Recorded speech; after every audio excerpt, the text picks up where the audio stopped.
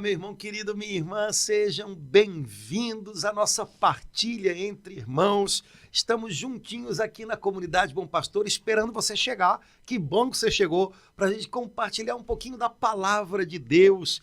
Estamos juntos, compartilhando uns trechinhos importantes do livro do Apocalipse, logo no iniciozinho do livro, mensagens do Senhor Jesus às comunidades cristãs, às igrejas da Ásia Menor.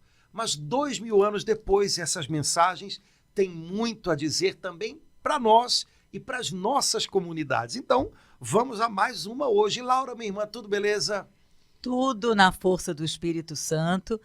Padre Antônio, nem estou acreditando. A gente vai para a quarta igreja, Já né? estamos na quarta, né? Passamos Éfeso, partilhamos Esmirna, partilhamos Pérgamo, a do pergaminho, e agora a gente chegou a Tiatira, que eu fui pesquisar. Hoje ela é Akhisar, na Turquia. É uma biboca lá, assim, o que era e o que é, né? Não tem assim uma ruína da ruína da ruína, né? Essas cidades todas, vamos dizer assim, o que era daquele tempo está arrasado, né? Uhum. Mas normalmente há cidades que foram construídas muito perto, enfim, e que mantém a tradição daquelas de ser ligadas àquelas cidades, né?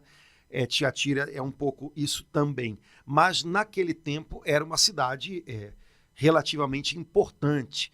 Não é uma cidade da qual a gente tenha muitas informações. Uhum. E mesmo a igreja de Tiatira também não era uma igreja famosa como a de Éfeso, por exemplo. Uhum. Mas a gente sabe algumas coisas que são importantes com relação a Tiatira, para a gente entender também os alertas que Jesus dá para a cidade, para a igreja. Jesus não está falando, e é bom que a gente entenda isso, nessas cartas ele não está falando às cidades como um todo, ele está falando às igrejas que estão nessas cidades. Por isso ele começa com ao anjo da igreja. Exato. É interessante para a gente ter noção, porque na cabeça da gente, a igreja de um lugar e o lugar estão muito identificadas, porque como nós vivemos num Brasil, num país cristão, pelo menos devia, né? A gente imagina, Jesus mandou uma carta para o Rio de Janeiro, como se fosse a igreja do Rio de Janeiro, que é o Rio de Janeiro. Não, naquele tempo a coisa não era tão identificada assim, muito pelo contrário. Então Jesus escreve essas cartas, ou melhor, manda essas mensagens, quem escreve é João, né? Manda essas mensagens por meio do apóstolo João a comunidades de cristãos, que normalmente eram comunidades minoritárias, algumas mais influentes, outras menos, né? Tiatira é uma cidade e uma igreja das quais a gente sabe relativamente pouco. Não lembro nas epístolas de São Paulo, nenhum momento eu acho que... Mas Tiatira era uma cidade importante do ponto de vista econômico, naquela região. Hoje a gente diria que era um entroncamento, né, primeiro, há dois rios que passam perto da cidade e que, portanto, são quase que vias marítimas, né, de locomoção. Uhum. A cidade tinha uma vida comercial bastante intensa. Era coisa importantíssima naquele tempo, apesar da gente não atinar muito isso. Era um posto do Correio Imperial Romano. O Correio Imperial Romano era muito eficiente, assim como as estradas romanas eram muito eficientes. E em Tiatira havia um entreposto desse Correio Imperial. Então, era uma cidade de muita troca, era uma cidade de muita movimentação, de gente de lugares diferentes se encontrando. Toda aquela região da Ásia Menor, né, da qual se fala tanto no Novo Testamento, que hoje equivale à Turquia, era uma região fundamental do Império, porque no fundo, e isso é até hoje, é a ponte entre o Oriente e o Ocidente, entre a Europa e o Oriente Médio, como a gente chama, né? Então, é uma região estratégica sob todos os pontos de vista. Naquela época, era assim também. Mais ainda. Né? Talvez mais, né? Então, porque o mundo ainda estava muito deslocado para aquela região, né? Então, Tiatira era uma cidade importante do ponto de vista comercial. E uma cidade que trazia, por causa disso, alguns desafios específicos para os cristãos. Mas eu acho que vale a pena a gente dar uma lida na carta, no texto, né, da mensagem do Senhor, para a gente ver um pouquinho de maneira panorâmica, né, toda a questão e depois a gente pontua algumas coisas mais importantes. Me né? parece a maior carta, né, pastor? É a maior carta. Tem, como Jesus sempre repara o que é bom, tem coisas muito bonitas que foram reparadas por Jesus. 6 pontos ali. O Papa Francisco, na carta sobre o coração de Jesus, ele diz que Jesus era uma pessoa atenta, né? Atenta às pessoas, e no caso aqui no Apocalipse, atenta às igrejas. Né? Jesus não era e não é disperso, né? Desatento. Ele é atento, ele é capaz, inclusive, de ver o melhor. Então, como a gente falou já em outras ocasiões, sempre que ele tem algo positivo a apontar nas igrejas às quais ele se dirige, é a primeira coisa que ele faz. Como que mostrando, olha, eu sei do bem que vocês fazem. Vamos agora corrigir o que não está legal. Mas eu sei do bem que vocês fazem. Em Tiatira não foi diferente. Então, vamos lá? Vamos lá. Mensagem a Tiatira. Apocalipse 2, 18 em diante. Ao anjo da igreja de Tiatira escreve: Eis o que diz o Filho de Deus, que tem os olhos como chamas de fogo e os pés semelhantes ao fino bronze. Conheço as tuas obras, teu amor, tua fidelidade, tua generosidade, tua paciência e persistência, e as tuas últimas obras, que excedem as primeiras. Vamos parar aqui, Laura, porque aí depois aí tem o famoso mais. Mas antes da gente entrar no mais... Nossa, ele enumera 6... vamos olhar as coisas legais primeiro, Nossa. porque depois quando chega no mais também é uma paulada. Então vamos dar uma olhadinha. Primeiro, como sempre, Jesus se apresenta. Do mesmo jeito que o início da carta de Apocalipse, né? Ele sempre se apresenta de uma maneira que fale de características dele né? E que são características bonitas, né? Aqui, a igreja de Tiatira, o Senhor diz, eu sou o Filho de Deus, que tem os olhos como chamas de fogo e os pés semelhantes ao fino bronze. Eu não sei se nas outras, eu acho que é a única igreja que ele fala, eu sou o Filho de Deus. Primeira coisa, né, bonita, né? Eu sou o Filho de Deus. Né? É um título que, obviamente, a Jesus pertence de maneira única. Né? Nós somos filhos de Deus, mas ele é o Filho de Deus. Né? Ele, então, diz que tem chamas de fogo, né, como seus olhos. Seus olhos são como chamas de fogo. Na linguagem da Bíblia, fogo, a intensidade do fogo, né, o ardor do fogo, normalmente ele aponta para duas coisas. Primeiro, para a intensidade do amor, mas também para o julgamento, já que o fogo, ainda hoje é assim, desde a antiguidade, é um instrumento de purificação. Então, quando vai se purificar algum metal, por exemplo, se passa esse metal no fogo. Quando a gente vai no dentista, né? Coisa deliciosa, né? A gente vai no dentista e eles fazem, né, aquelas como é que a gente chama, né? Purificações do material. Aquilo ali é pelo calor, Então, o fogo é uma forma representa uma forma de purificação. Então, o olhar de Jesus é como chamas de fogo. É, ao mesmo tempo, um olhar incendiado de amor e um olhar que tem a capacidade de um julgamento perfeito, coisa que nenhum de nós tem. Né? Então, o julgamento, a capacidade de julgar com perfeição, a capacidade de ver com clareza até o íntimo, isso é um atributo próprio do Senhor, não é nosso, né? Justamente porque ele julga com clareza e com amor, né? O julgamento do Senhor é equilibrado com essas duas coisas. Os nossos julgamentos, eles normalmente, a balança vai para um dos dois lados. Ou a gente julga com amor, com excesso de complacência, né, que acaba se tornando injustiça, ou a gente julga com uma dureza privada de amor, que acaba se tornando uma dureza também injusta, né, uma dureza que não contempla o bem que há naquele que a gente está julgando. Então, não trazermos para nós o que é prerrogativa dele, que é a prerrogativa de julgar, né, coisa que ele fará no fim, né, no último dia, né? Então, o olhar de Jesus é como chamas de fogo. Eu fiquei assim agora, Padre Antônio, imaginando aquelas pessoas todas que se encontraram com Jesus, o próprio Zaqueu, meu Deus, que tinha o que ele experimentou com esse olhar como chamas de fogo. Jesus não precisou falar nada. Olha, eu tenho isso aqui, eu vou dar o quádruplo de tudo que eu...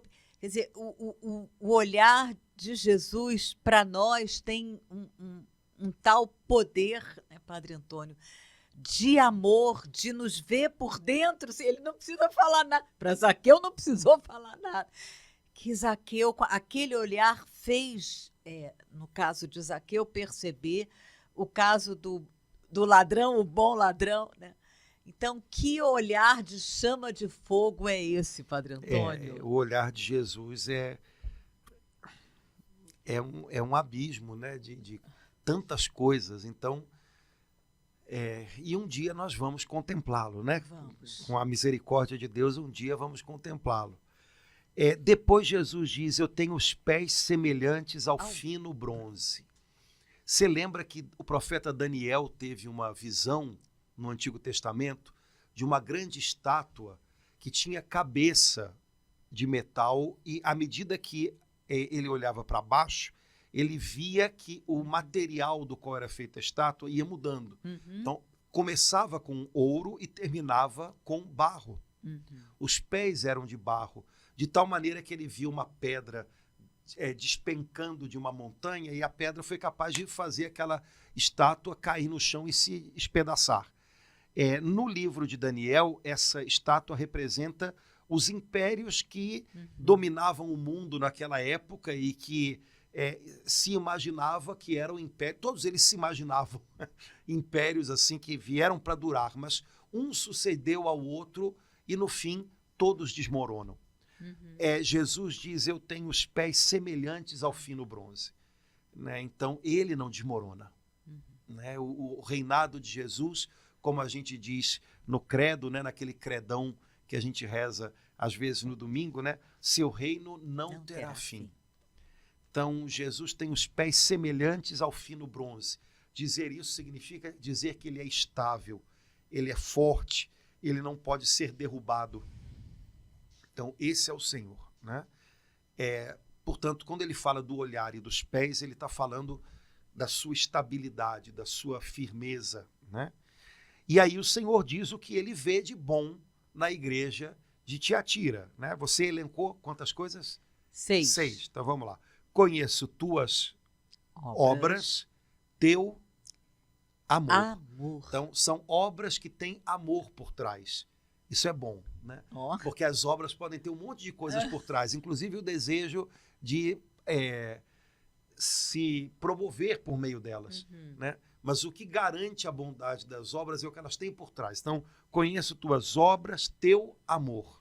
Esse ponto aqui que eu sei tão importante para Jesus, tua fidelidade. Ouvimos, foi ontem, o evangelho do Senhor dizendo como é que é aquele que permanecer firme até o fim, esse será salvo. É permanecendo firmes que sereis salvos, né? Fidelidade tem a ver com firmeza até o fim.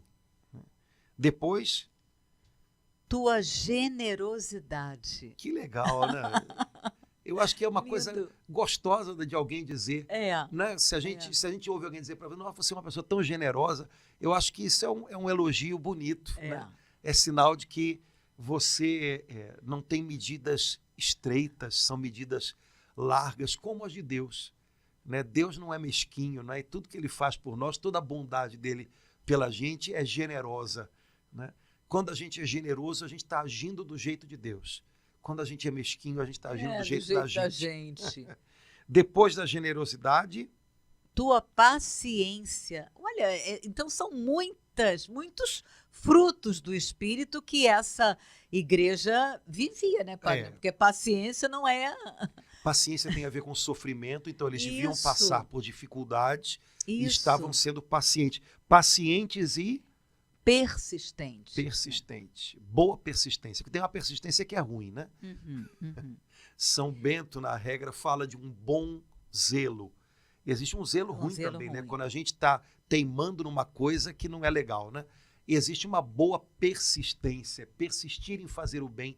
A palavra diz isso, né? Não vos canseis de fazer o bem. Persista, mesmo quando você está num lugar onde parece que todo mundo desistiu, não desista, vá em frente. Né? Eu fiquei assim impressionada, porque depois dele relacionar todas essas obras, esses frutos, quer dizer, não é uma coisa de pouco tempo. E as tuas últimas obras, então, quer dizer, eles já viviam que excedem as primeiras. As primeiras. Então foi a última coisa que Jesus reparou. Eu vejo que o que vocês estão vivendo agora, no meio de vocês, há coisas que vocês estão são mais melhor do que vocês viviam no começo. Nossa. Isso é sinal de que a igreja de Tiatira, ela vivia um clima, um ambiente de crescimento espiritual, progresso espiritual. E isso é algo bom, quer dizer... Um avivamento, exato, né? Não estava morna. Ela estava em movimento e em movimento na direção certa. De Deus. Em movimento na direção da vontade de Deus. Em movimento na direção de obras realizadas por amor. Que beleza Jesus dizer isso para uma comunidade, Padre Antônio. Agora, dentro desse contexto, existe também espaço para problemas.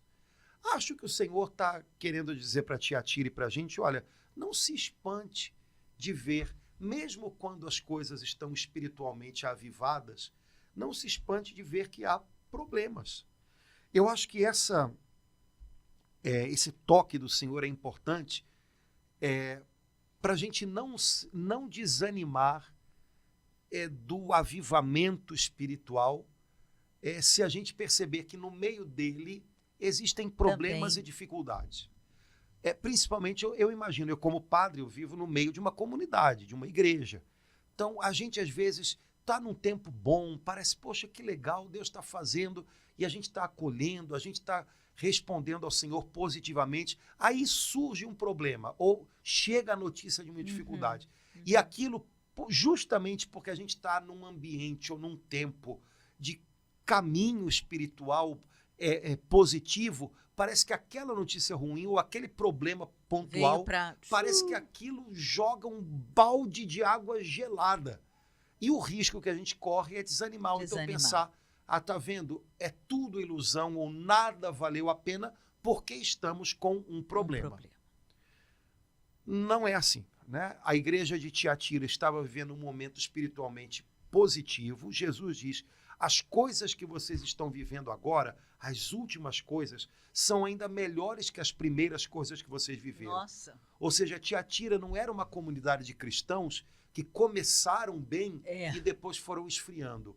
Era uma comunidade de cristãos que recebeu algo do Senhor e aquilo cresceu, aquilo como uma semente, aquilo estava germinando, aquilo estava amadurecendo e estava dando frutos. Mas, paralelamente a isso, ou junto com isso, chegaram também problemas. Né? Então, tempos difíceis também trazem oportunidades e tempos positivos também trazem dificuldades. A gente tem que saber administrar tudo isso. Né? Tiatira estava vivendo um tempo aparentemente de avivamento espiritual que tinha defeitos, problemas. Isso eu acho que é uma boa dica para a gente, primeiro, não tentar fantasiar que tudo tem que ser maravilhoso. Né? às vezes a gente fala das nossas igrejas, das nossas comunidades, como se elas fossem a Disney, né? Aham. Quem é para quem está de fora, né? Ah, e aqui é o céu na terra. Aham, tá. E aí, qual é a próxima, né? Me conta. Não, aqui a gente tem um compromisso com Deus, aqui a gente está vivendo algo muito especial de Deus, Ele tem nos dado tanto, nos ensinado tanto, temos dificuldades. Estamos também aprendendo a lidar com os nossos problemas. Pronto, eu acho que isso é muito mais sensato, porque é muito mais verdadeiro. Então, eu acho que a carta, né, a mensagem à igreja de Tiatira, alerta a gente para a gente não tentar fantasiar, idealizar, narrar de maneira idealizada, né, a vivência das nossas igrejas, das nossas comunidades. Por outro lado, também é um remédio ou é uma vacina para que, em momentos bons, caso cheguem notícias ruins, caso cheguem situações complicadas, a gente não desanime da obra que Deus está fazendo, a gente não desacredite que Deus está fazendo algo bonito. Então, eu acho que a mensagem à igreja de Tiatira ajuda a gente a ter equilíbrio na avaliação do nosso caminho, né, da nossa caminhada como comunidade, como igreja, como grupo de oração. E justamente porque a gente pode avaliar as coisas de maneira mais sensata, mais equilibrada, a gente pode lidar também melhor com elas. Que palavra, que mensagem tão necessária para os dias de hoje, tão atual, de Tiatira. Me lembrou São Paulo, no auge daquele momento que deu toda a vida, viajou para cá, eu não faço bem que eu poderia fazer, e quando eu quero fazer o bem, eu faço. Então, assim, é uma mensagem muito pé no chão para os nossos dias, né, Padre Antônio? Porque a gente tem a tendência Exato. de um ou de outro. E ele, olha, parece Jesus dizendo, Laura, eu sei, a comunidade tem essas e essas qualidades, mas tem isso. Ah, tem isso, Jesus, mas como tem isso com todas as coisas boas? Tem isso, Laura. Então, assim, é uma mensagem que leva a gente a olhar para a gente, para dentro, para os nossas falhas, nossas pisadas de bola, né? Sem medo e sabendo que Jesus quer mostrar isso. Tem crescido, sim. Vocês têm frutos no Espírito Santo, sim, mas você tem isso, minha filha. A comunidade tem isso. Eu sinto, assim, sabe, uma chamada à realidade, Padre Antônio. Porque a gente vive num tempo, também por conta da internet e tal, em que tudo acaba sendo contagiado por um espírito de propaganda. Tendo que ser assim. Exato. Então, a propaganda, quer dizer, quando você tem que vender um produto, você não tem que dizer, vai vender um sabão. Você não vai dizer, olha, ele é ótimo para lavar, mas o cheiro não é muito bom. Não, você vai, olha, ele é ótimo para lavar, tira a mancha até de meteoro que cai em cima de você, mas não vai ter mais, não vai ter mais, né? Só que esse espírito de propaganda, ele pode gerar muita decepção. Né? E não só com sabão em pó, mas também com comunidades e com gente, exato. Né? Então, cuidado para a gente não entrar muito nisso. Né?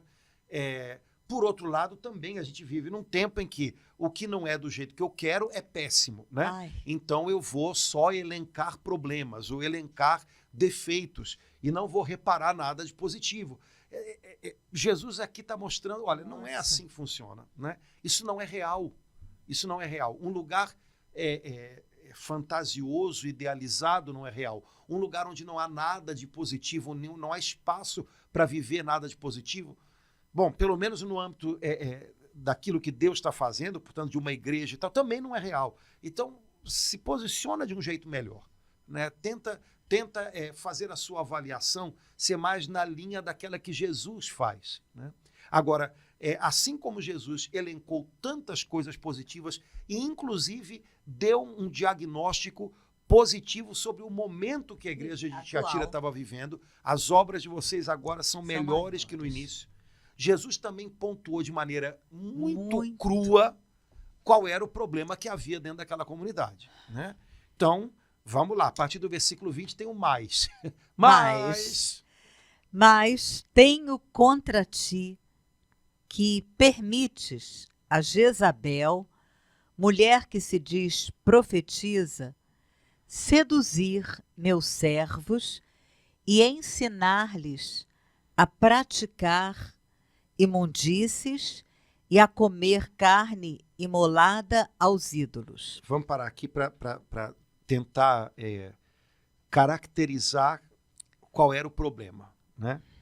Então, a igreja de Tiatira era uma comunidade de cristãos fervorosos, cristãos que estavam num caminho espiritual crescente. Eu tenho medo disso, porque a impressão que dá é que a vida espiritual é um crescendo, quando na verdade a vida espiritual é um simplificando, né? Mas eram cristãos que estavam vivendo o evangelho. Viver o evangelho significa que eles estavam se enchendo do Espírito Santo, aprendendo a ser conduzidos pelo Espírito Santo. Eles estavam dando frutos, portanto, gerando, como a Escritura diz, obras de arrependimento, ou seja, estavam vivendo em conversão. Esse era o retrato geral da igreja de Tiatira. Mas a igreja estava sendo complacente, ou seja, estava fingindo que não estava vendo, ou estava vendo que não estava legal, mas estava dando corda, alguma coisa por aí, com uma mulher que o Senhor Jesus compara a Jezabel. Aqui Jezabel, quase que certamente, não era o nome próprio dessa mulher. Jezabel era uma rainha pagã, idólatra, que tinha se tornado rainha do povo judeu por conta de um casamento com um rei que era complacente e que permitia que ela mandasse, né? Então, o marido dela, ele era o rei, né, dos judeus, do tempo dele, mas ele era meio banana. E então, Jezabel pintou e bordou, né? Entre outras coisas, ela mandou construir templos para deuses pagãos em Israel, né, entre o povo judeu. E incitava o povo a adorar esses deuses pagãos. Importou uma multidão de sacerdotes de alguns desses deuses. Perseguiu o profeta Elias, que chamava Israel à fidelidade ao Senhor nosso Deus. Jezabel tentou matá-lo, portanto, tentou sufocar a voz de Deus por meio do profeta Elias. Então, Jezabel, na linguagem da Bíblia, é o que tem de pior em termos de gente, né? É uma mulher perversa, é uma mulher dominadora, é uma mulher idólatra, é uma mulher de índole, né, ruim, no sentido, né, de uma mulher imoral. Tudo que não é legal estava condensado nesse nome, né? Então Jesus diz à igreja de Tiatira: vocês estão sendo complacentes com esta mulher que está no meio de vocês, que Jesus chama de Jezabel. E aí Jesus dá algumas características dela. Primeiro, ela se diz profetiza. Isso, no contexto do Novo Testamento, significa que essa mulher se apresentava àquela igreja, àquela comunidade, como uma pessoa que tinha experiências espirituais profundas. Portanto, uma pessoa que tinha uma direção particular do Espírito, né? Ela se apresentava como uma porta-voz de revelações de Deus. Então, ela se dizia profetiza. Talvez muita gente na igreja de Tiatira pensasse: mas será que não é mesmo? Não, mas as coisas que ela faz, as coisas que ela diz, às vezes são surpreendentes. Hoje, né, como o pessoal diz na internet, né, ela revela até o CPF da gente. Mas Jesus diz aqui que ela não é profetiza, mas que ela se diz profetiza. O profeta não precisa dizer que é, né? Depois, ela seduz os servos de Deus. Portanto, ela está minando a igreja, criando dependência das pessoas, de algumas pessoas da igreja de Tiatira, com relação a ela. Então, nós somos chamados a ser servos de Deus. Mas essa mulher estava seduzindo, ou seja, envolvendo as pessoas com o comportamento dela, e essas pessoas possivelmente estavam aprendendo a ser servos dela e não mais de Deus. Depois, ela ensina aos servos de Deus a praticar imundícies. Traduzindo de outra maneira, poderia ser praticar imoralidades. Ou seja, era uma mulher que dizia que tinha revelações, que dizia que tinha experiências com Deus, mas que do ponto de vista da integridade moral deixava muito a desejar. Quer dizer, Padre Antônio, uma pessoa assim que, à primeira vista, era uma pessoa agradável, uma pessoa que atraía as pessoas Poderosa no e que espírito. envolvia as pessoas. Poderosa no espírito, porque ela dava essa impressão. Misericórdia. Né? Agora, por conta disso, ela estava levando as pessoas a viverem, praticar imundícies. Ou seja, ela dava para as pessoas a sensação, então, de que elas podiam também fazer coisas que não é tão Mário difícil, Antônio, não é mas tão é muita importante. loucura, né? O povo que era generoso, fiel, paciente, persistente, que tinha grande... Mas vamos chegar nisso daí, porque é o ponto fraco do que é forte. E ela Jesus ainda diz, essa mulher ensina as pessoas da minha igreja a comer carne imolada aos ídolos. Geralmente, a carne que era consumida nos ambientes pagãos, também em Israel, vinha dos templos. Não havia açougue como a gente tem hoje. Os açougues eram nos templos. Por quê? Levava-se, isso tanto no templo de Jerusalém quanto nos templos pagãos. Levava-se animais em sacrifício aos templos. A gente sabe que no templo de Jerusalém também se fazia sacrifício de animais. Uma parte desses animais, quando eram mortos em sacrifício, uma parte deles era queimada. Então, tudo isso era queimado. E uma parte dessas carnes, imagina, eram cordeiros, era boi. Então, era o que a gente come também, né? Uma parte dessa carne era dada aos sacerdotes e uma parte da carne era devolvida às pessoas que faziam os sacrifícios para que elas comessem. Mas, lembrando o seguinte, não era um comer só. Todo sacrifício ele tem dois momentos. A oferta do animal que é sacrificado e o participar do sacrifício comendo o sacrifício. Então, no contexto pagão, comer carne vinda dos templos significava, de alguma maneira, estar participando daqueles sacrifícios que eram oferecidos ali. O apóstolo Paulo, em uma das cartas dele, vai dizer que, olha, não criem muita dificuldade com relação a isso. Por outro lado, se eu vou escandalizar alguém, eu evito escândalo. Foi uma coisa difícil para ser administrada pelos cristãos na igreja primitiva.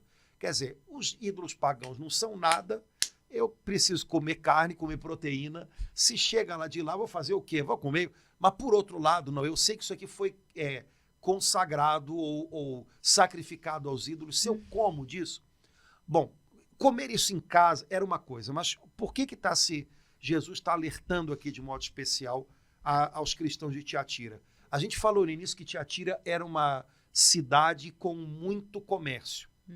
E assim como no tempo da gente hoje, a gente tem sindicatos ou associações de comércio ou de indústria, naquele tempo também tinha.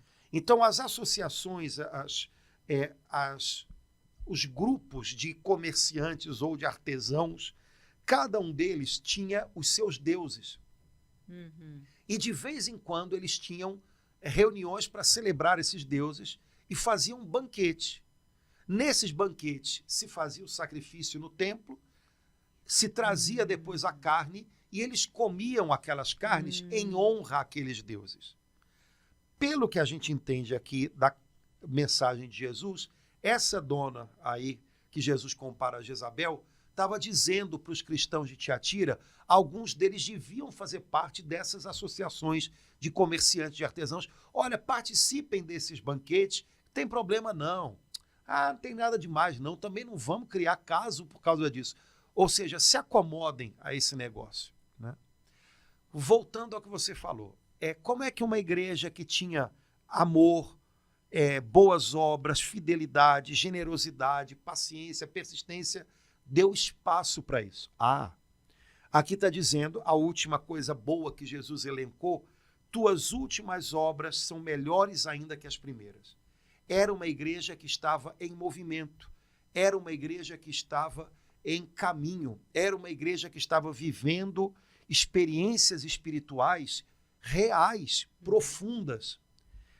Isso era um ponto forte, mas os pontos fortes também têm os seus calcanhares. Normalmente, ambientes onde há fervor são ambientes em que a gente fica exposto a engano. se alguém traz uma moda espiritual, se alguém traz uma doutrina nova, se alguém diz que tem experiências espirituais mais profundas. Se o fervor, se o progresso espiritual não é acompanhado de discernimento, humildade, sabedoria, prudência, ele abre espaço, ele cria espaço para, como é que a gente pode dizer, contaminações desse tipo. Era como aquela repreensão que os coríntios receberam, cheio de dons, cheio de manifestações de Deus. Mas começando a dizer que tinha um anjo que eles adoravam, umas maluquices. Ou seja, se você está fazendo um caminho com Deus, é natural que você tenha intensidade. É natural que você desenvolva fervor. É natural que o Senhor permita que você tenha encontros e experiências com Ele que vão te marcar, que vão ser profundas, que vão mexer com você. Tudo isso é positivo, mas tudo isso deve ser acompanhado de discernimento, humildade, capacidade de ouvir alguém mais experiente, alguém que tem autoridade, que vai dizer, olha, não vai tanto por aí, não vai tanto por aqui. Porque se você não tem esses instrumentos, você corre o risco de ser arrastado ou por uma doutrina, ou por uma novidade, ou por uma experiência subjetiva que você vai dar atenção demais e que de repente não era para ser tão, vai tirar o teu foco daquilo que realmente importa. Eu acredito que foi um pouco isso que aconteceu na igreja de Tiatira, né? Era uma igreja que estava intensamente buscando a Deus, que estava vivendo que a gente chamaria hoje um avivamento, mas que justamente por isso estava exposta a manipulações, né? Pessoas como essa mulher que Jesus chama de Jezabel, que se dizia profeta, mas que não era, e que não estava sendo passada por discernimento. O pessoal estava tolerando, estava permitindo que ela estivesse fazendo o que ela estava fazendo. Ou por respeito humano, mas é uma pessoa antiga daqui, né? Ou então, não, mas ela tem umas experiências tão incríveis, né? Então, não, quem sou eu? Respeito humano, ou simplesmente por acomodação, né? Porque algumas coisas que ela dizia eram cômodas, né? Vocês podem comer nos banquetes que são oferecidos aos ídolos. Vocês podem viver alguma imoralidadezinha, porque afinal de contas o que importa é o interior, né? As coisas externas. Quem tem esse tipo de vivência de um falso misticismo costuma muito ir por aí, viu? O interior é que importa, mas se você vive alguma coisa meio truncada, não tem tanto problema não, sabe? Esse aí é o retrato do que estava acontecendo lá, o negócio embolado. A palavra primeira que ele diz no 20, que para mim foi a palavra mais forte, Padre Antônio, mas tenho contra ti que permites. Uhum.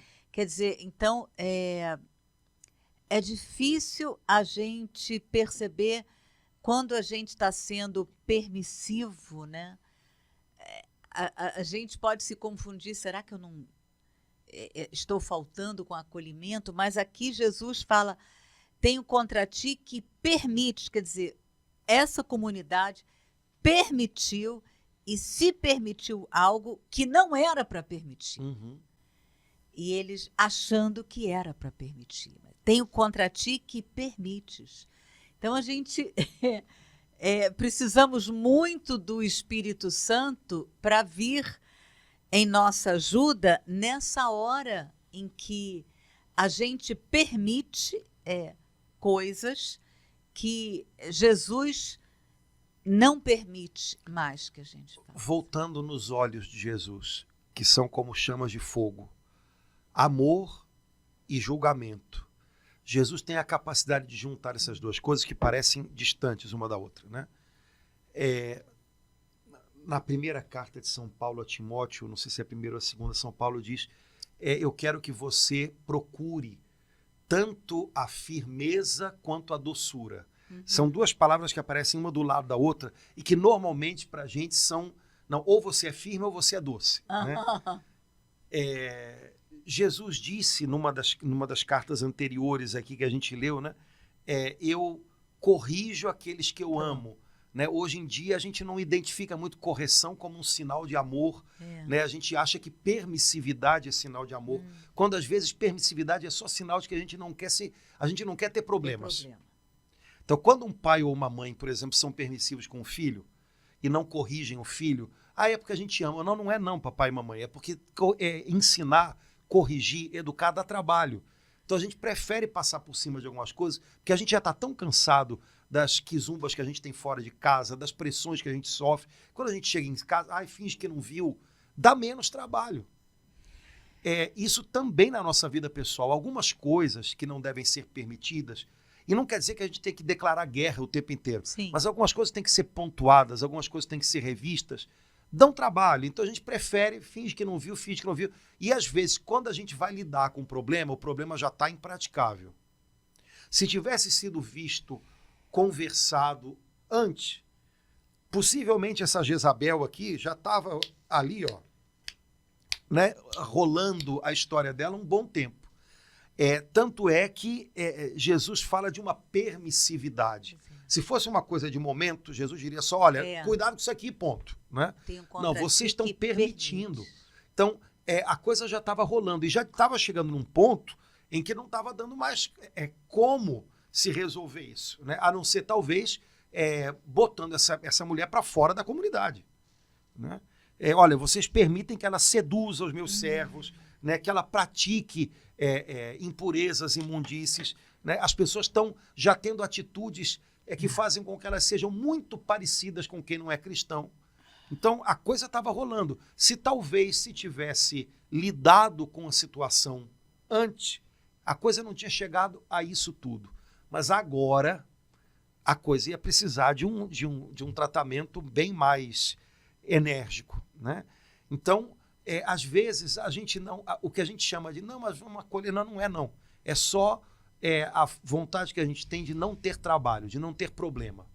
A gente não está pensando no outro, a gente está se poupando de problemas ou de trabalho. Aí a gente deixa. Não, mas cuidar significa, eventualmente, ter que lidar com problemas, ter que enfrentá-los juntos, ter que pontuar coisas. Isso não significa fazer qualquer uma dessas coisas com violência, com desrespeito, mas significa não fingir que não está acontecendo nada. Me parece que a crítica de Jesus à igreja de Tiatira é essa.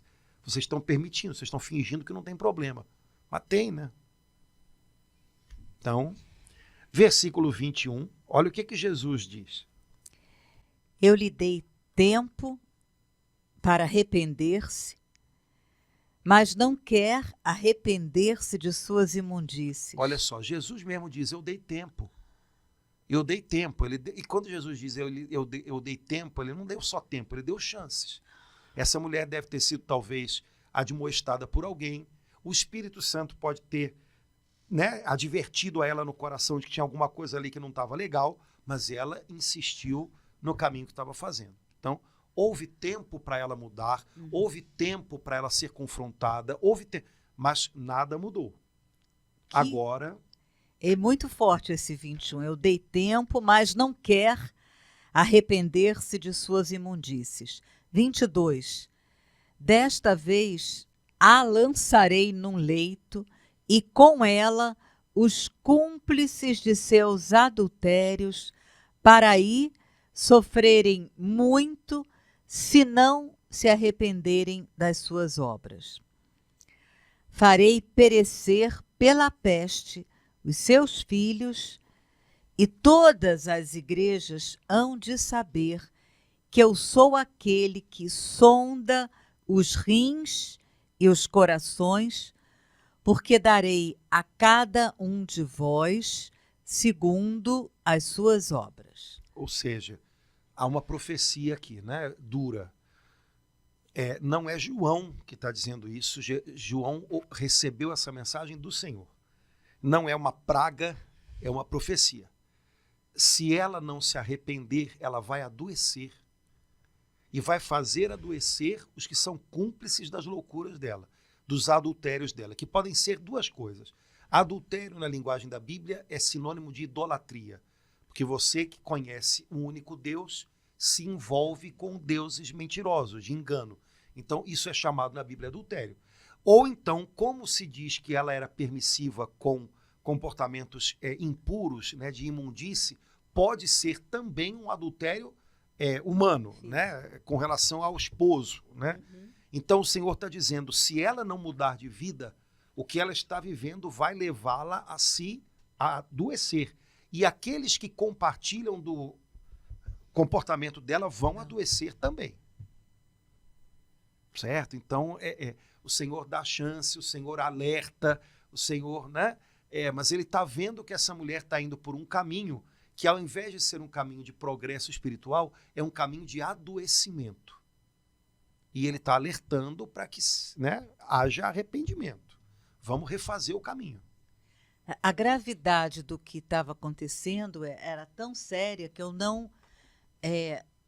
pelo menos nas outras igrejas que nós lemos até agora, foi a palavra mais forte de Jesus. Até agora foi. Vai ter uma também bem...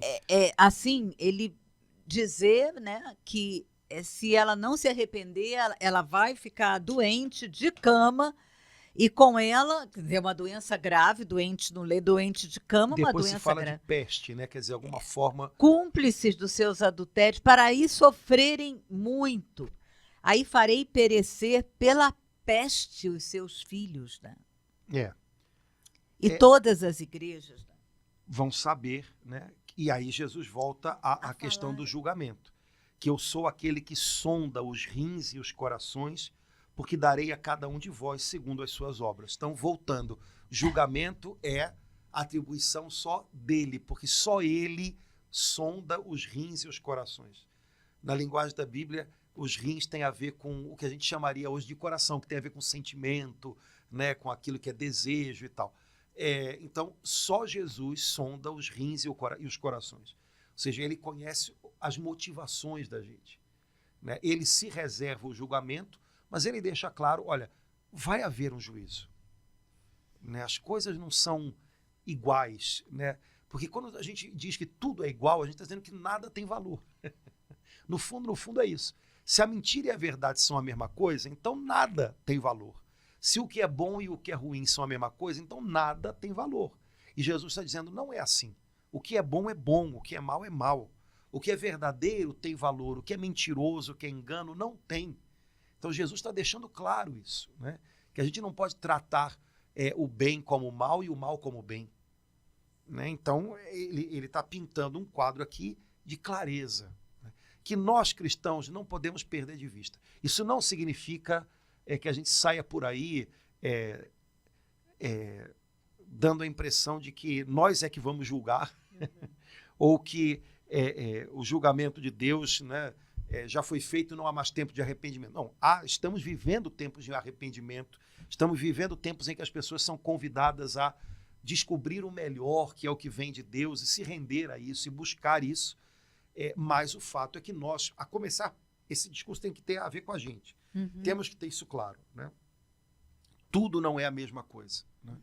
E a minha permissividade me alinha com aquilo que não é bom, né? Então, o quadro que está pintado aqui é esse. Agora, Jesus, repito, está falando a uma igreja que está vivendo, geralmente, num ambiente de fluir espiritual. Nunca perder isso de vista, porque agora é um pouquinho, né, ao que ele vai apelar às pessoas que estão sendo fiéis no meio de tudo isso, né? Então, no versículo 24.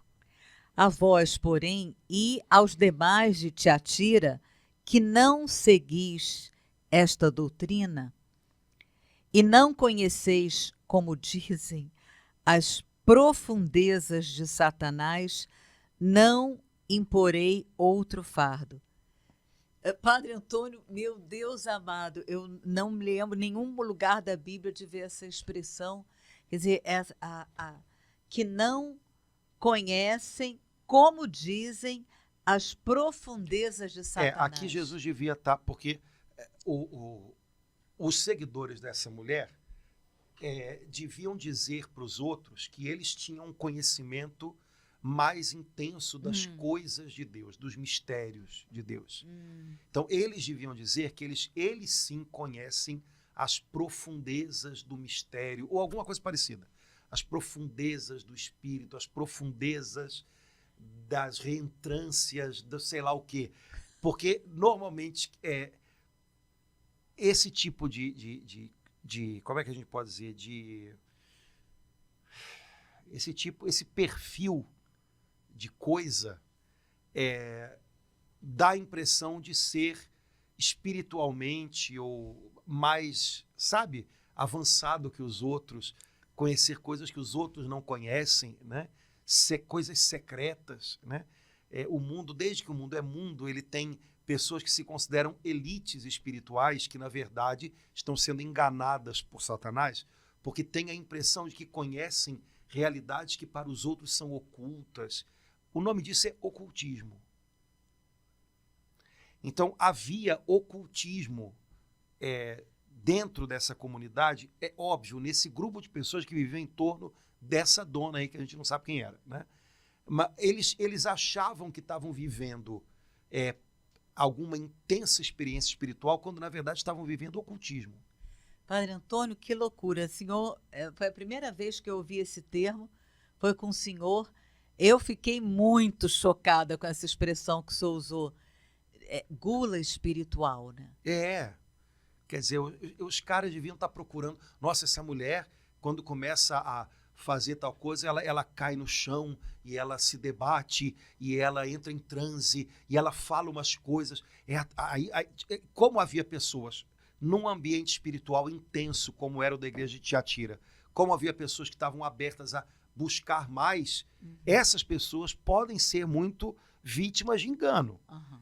Não tinham discernimento, não tinham humildade. Então pensaram, se a gente estiver perto dessa mulher, a gente vai ter acesso a realidades ocultas, a mistérios que os outros não conhecem tão bem, porque eles não fazem ideia do que está acontecendo aqui. Eu já ouvi essas histórias, né? Então, fugir desse tipo de bobagem.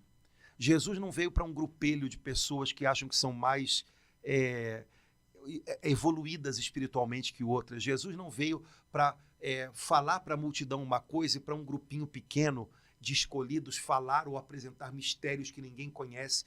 Jesus veio para todos e o evangelho é o mesmo para todos. E qualquer tipo de realidade comunitária ou espiritual que dê a impressão de que aqui a gente sabe mais, aqui a gente tem acesso a coisas que os outros não têm, aqui pula fora disso. É possível que haja ambientes onde as pessoas estão buscando mais a Deus e é óbvio que elas vão receber mais de Deus. Existe um salmo que diz: venha sobre nós, Senhor, a vossa graça, da mesma forma que em vós nós esperamos. Então, a gente recebe de Deus na medida que a gente espera. Mas isso não configura mensagens secretas ou uma vivência que os outros não têm acesso. Isso é ocultismo. E existem realidades no cristianismo até hoje que beiram isso. E disso a gente tem que se apartar. Padre Antônio, então por isso que Jesus, no final da vida, se despedindo, né, ele fala de uma forma muito clara, né, aonde ele está, na grande pregação que levou a ficar, eu tive doente, né, e você me visitou, eu estava com fome e você me deu. Ele se identifica com as pessoas mais necessitadas e sem nada, não com um grão-mestre. Não, um dos relatos do julgamento final fala justamente disso, né? De que algumas pessoas vão dizer: mas Jesus, nós expulsamos demônios em teu nome, nós fizemos milagres em teu nome. E Jesus vai dizer: mas eu não conheço vocês, né? Então, toda forma de espiritualismo que parece gerar um grupo de pessoas especial, elitistas, né? Elitista, que tem experiências espirituais que ninguém nunca teve. Olha, vai devagar, pensa 2 vezes antes de se envolver com isso. Repassa o evangelho simples para ver se é isso que é dito nesses contextos, sabe? Discernimento, prudência e humildade. Né? Humildade. Então, essa turma que seguia essa mulher comparada a Jezabel, devia dizer que conhecia as profundezas de alguma coisa. Mas, na verdade, Jesus Aí diz que eles Jesus conhecem fala as de profundezas de Satanás. Que Né? coisa, meu Deus. Mas Jesus está dizendo nesse versículo, olha, em Tiatira, aqueles que não seguem essa doutrina, que não se envolvem com isso, a esses eu não imporei nenhum outro fardo. Então vocês já estão passando pelas dificuldades que são inerentes, vocês devem estar sendo perseguidos, além disso, não vou criar problemas para vocês. Né? Mas a impressão que dá, e não é só uma impressão, é de que o Senhor vai trabalhar contra essa moça e a turma que caminha com ela. Né? Então não é uma boa coisa a gente ir na contramão de Jesus. Né? Versículo 25, mas... Guardai o que tendes até que eu venha. Nossa! Guardai o que tendes até que eu venha. Isso não cheira só a sejam fiéis ao que vocês têm aqui, não. Guardai o que tendes até que eu venha, me parece muito com algumas passagens do Novo Testamento, nos quais se fala a respeito de uma coisa que São Paulo deu nome para essa coisa, mas a gente usa no ambiente católico como um termo técnico teológico, que é a palavra tradição. Guardem o que vocês têm, não é guardem o que vocês criaram, é guardem o que vocês receberam. Então Jesus está dizendo, ao invés de se envolver com uma novidade esquisita, guardem o que vocês têm. Guardem o que vocês receberam dos apóstolos. Ai, amém. Sabe, sejam guardiães daquilo que vocês receberam. Vocês não precisam inventar algo novo, vocês não precisam criar algo novo. Né? Basta que vocês tragam para hoje aquilo que vem desde o princípio sendo anunciado a vocês. E até que eu venha, guardem o que vocês têm. Né? Então, saber que nós não começamos do zero e que nós não criamos a nossa fé, nós a recebemos. Né? Nós a ganhamos como um presente, como um dom. E agora a nossa tarefa é guardá-la. Né? Não como quem guarda um negócio numa prateleira até ficar empoeirado, mas como quem guarda um tesouro para que ele não se perca. Né? Até que Jesus venha, que ele encontre o depósito da fé intacto nas mãos da gente quando ele vier. E esse depósito, vamos dizer assim, como um investimento, né? No sentido de que rendendo bons frutos até que ele venha. Né? Mas essa expressãozinha aqui me soou como... não só guardem o que vocês têm, minha fé, não é. Guardem o que vocês receberam. O senhor falou que São Paulo usa essa expressão? A expressão tradição começa a aparecer nele, né? Que para nós católicos é uma palavra muito cara. Né? É verdade. Tradição, não são tradições que nasceram há 100 anos atrás, mas é a transmissão da fé que nos foi ensinada pelos apóstolos. Né? Existe um movimento vivo que é garantido pelo Espírito Santo de transmissão, sabe? Transmissão. É uma seiva de fé, né, que vem dos apóstolos e que alimenta a igreja hoje. E tem que ser a mesma, porque se for outra, a gente está ligado a quê? Né? Então, essa é a fé que nós recebemos. Nossa tarefa é receber, guardá-la, não deixar que ela seja contaminada com outras coisas, e passá-la àqueles que vêm depois de nós. Né? Essa frase me pareceu soar um pouquinho assim. Né? E aí no versículo 26, Jesus faz promessas. Então, ao vencedor, ao que praticar minhas obras até o fim, dar-lhe-ei poder sobre as nações pagãs.